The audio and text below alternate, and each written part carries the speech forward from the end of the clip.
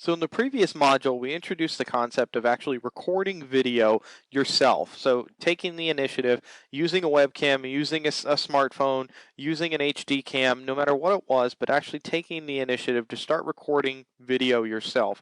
Now in this video, I want to talk a little bit more about how to really step it up and make much, much better videos, things that you didn't even think that you could make, and things that you should be considering when you're actually going about doing this. So the first thing to really do is to think about what separates a good video versus like a really killer video. Now, things like lighting.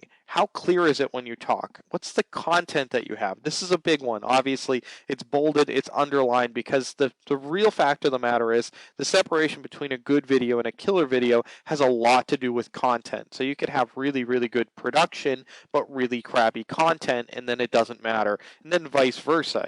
As your content gets better, your actual quality doesn't have to be as good.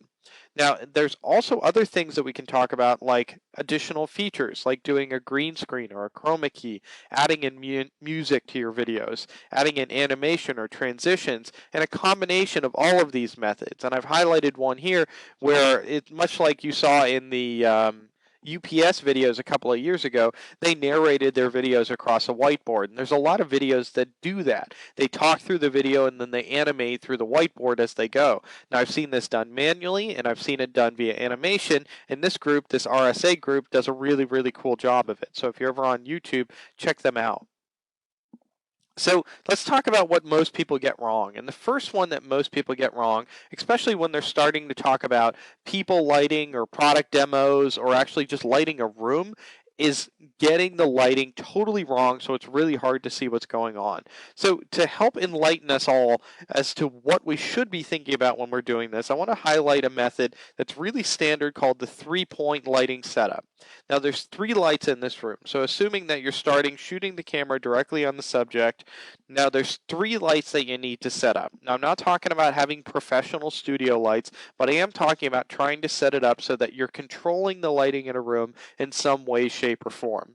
So the first light that you need is this one that's over here on the left called the key light. This is the strongest light in the room and it fills the scene. So you're lighting the object slightly to the left of the camera directly onto the subject. This is going to create some issues with lighting, and this is where most people stop because they have a strong light directly on the subject or directly above the subject that creates weird shadows. So it's hard to see a person's face, it's hard to see definition in a product or a demo. So you need to step in with two additional lights at the very minimum. You need a fill light that fills the shadows created from the key light over here, but then you also need a backlight that brings out the definition and the depth of the field, and these are different lights, right? So the key light is a very strong light, it's a very tight light, so it's not very wide, whereas the backlight and the fill light are not nearly as bright and they're more of a flood pattern. So like you have outside of your house, a very wide angle lighting. So but the combination of these three lights is really going to give you a complete package in terms of seeing the subject, what the subject is doing in the field, and getting a great view of the depth and the clarity of the field. So this is the first place where you see a lot of people going wrong. Even the people that are just sitting down in front of a webcam think about lighting. Secondly is sound. This is one that a lot of people get wrong too. Now, I admit I get this wrong a lot too because it's not the easiest thing to do. And the biggest place where you can make improvements with sound is with equipment. Now, I'm not talking about expensive equipment. The equipment that I'm showing here that I'll talk about in a minute is not very expensive at all. So if you're recording just at a desk, I would highly recommend checking out some of the products from Blue Microphones. These are USB mics, hook them right up to a computer, and you can record directly into your computer. That's the first one here. Now, if you're doing a screen capture type setup, I highly recommend using something from Plantronics. Plantronics equipment, wireless headsets, record directly into the computer. Again, super high quality compared to some of the other ones. These two microphones, neither one's going to break too far over $100. I think the Blue Microphone ones are under $100 actually. Now, if you're doing some kind of field work or if you're doing interviews, you need to go to more like a lavalier or a lapel mic. Look at the stuff from Audio Technica. There's a lavalier mic that's on Amazon right now that's about 35 bucks or $25, and the sound quality is actually pretty good. So if you're shooting people and you need to just get them, clip a mic on them really quick for 20 bucks, that's a couple fast food meals, you can actually get much, much better sound quality. And even if you have good content and people can't hear it or it's really annoying sounding, then it's really going to ruin your video. So think about the sound. Also, editing. This is where I see people also kind of dropping the ball. So they'll shoot great video, and I see it with screen capture a lot, and I see it with other types of video, where they'll shoot the video and they won't clean it up. They'll just post it as they shot it.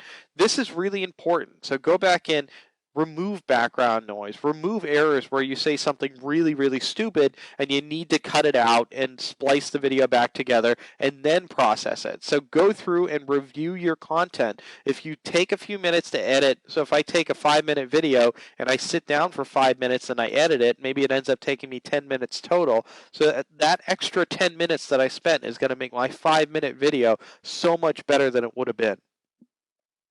This also allows you to look at your transitions, and it's a really good way to practice and get better at actually shooting video and speaking through a microphone. Now, also, this is probably the biggest of the bunch, and it's planning. Now, planning is one of the things that I personally really, really focus on when I'm doing videos. So I'm doing this particular series of videos. The first thing that I do is I sit down and I map everything. So from day one to day whatever, however long it's going to take. Here's my storyboards. Here's what I need to shoot videos on. I need to go learn the content. I need to go plan my scripts. I need to go build my slides. I need to build my actions, what I'm going to do while I'm shooting the video, because when I'm talking to you, I don't want to sound like I don't know what I'm talking about. I don't want to stutter. I don't want to use or an or yeah, whatever kind of stutter type words are in a normal video that you see somebody just shooting when they're talking to their friends. When you're shooting professional video, you need a script, you need to plan, you need to practice before you actually start to record your video. And when you do that, you'll notice your video quality to really improve over time.